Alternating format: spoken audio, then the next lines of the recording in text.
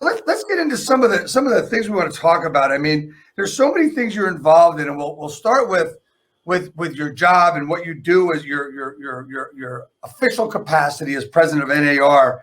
And let's just kick it off and with it's Fair Housing Month. So let's talk about fair housing and let's talk about different things going on with that. So talk to me about that and what your goals and policies are as we move forward. I spoke at RIS Media this week, and I spoke at Home Services of America this week, and it's all about DEI. Diversity and inclusion, right, is really and equity or equality, either way you want to talk about it. But this industry, especially in northern New Jersey, where a lot of us work, there are so many different people that live in our metropolitan area. So I think the day-to-day activity that we all see is just normal.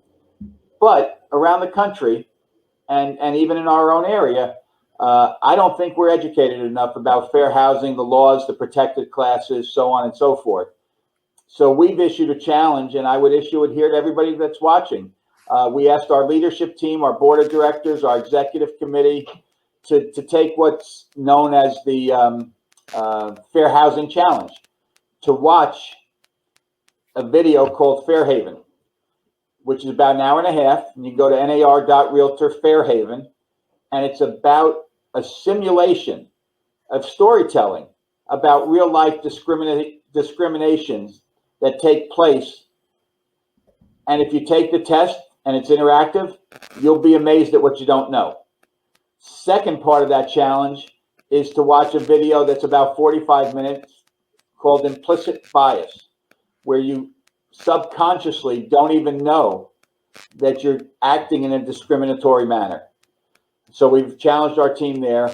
And then finally, the third phase is to get your At Home with Diversity certification, which is an 8-hour course online. Again, talks about fair housing and diversity, equity, and inclusion. So I think we look at this as a 3-level program and use ACT as the acronym. It's accountability to our fellow realtors, to the consumer, to the customer, to the client, everybody and anybody you deal with. It's culture change. It's being different. It's being out of your comfort zone to know that you did something wrong. And then ultimately, T stands for training, because you can't get anywhere without the education, the training. So, we promoted the ACT acronym. NAR has a director of fair housing, Brian Green, who has spoken to our company and many companies, worked for HUD for 29 years. And we're just trying to take it to the next level to make sure it's not about the law. It's not about this and that. It's the right thing to do. If we all did it, we wouldn't have a problem. That's just not the case.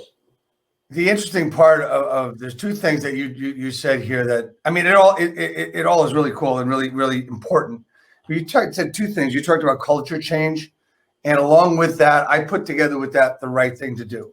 Yeah. I think open-mindedness is something that people need, because let's face it, I mean, we all grow up a certain way. And when we grew up in the 50s and 60s, I mean, the 60s for me, for you too, I believe, right? We grew up in the 60s and 70s, and we heard what our parents said, or how our parents did, what our friends did. We heard all that stuff, and we're still hearing it. Here's the difference, I believe, is now we need to say something about it rather than letting it go, well, that's just how he is, or that's just how that is.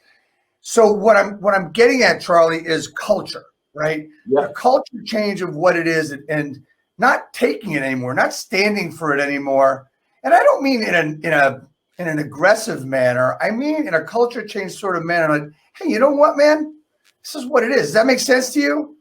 Yeah, I'll give you one example.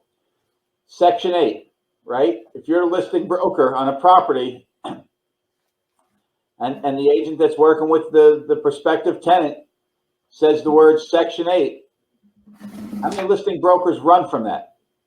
A lot. Without knowing any details, not the person's credit, not the person's situation, nothing, right? That's just implicit bias. It's reacting to something that you think is going to put your landlord at a disadvantaged or in a bad situation, you don't know Right. a thing about that consumer. And yet, as we all know, that subsidized rent is pretty guaranteed. So Yes.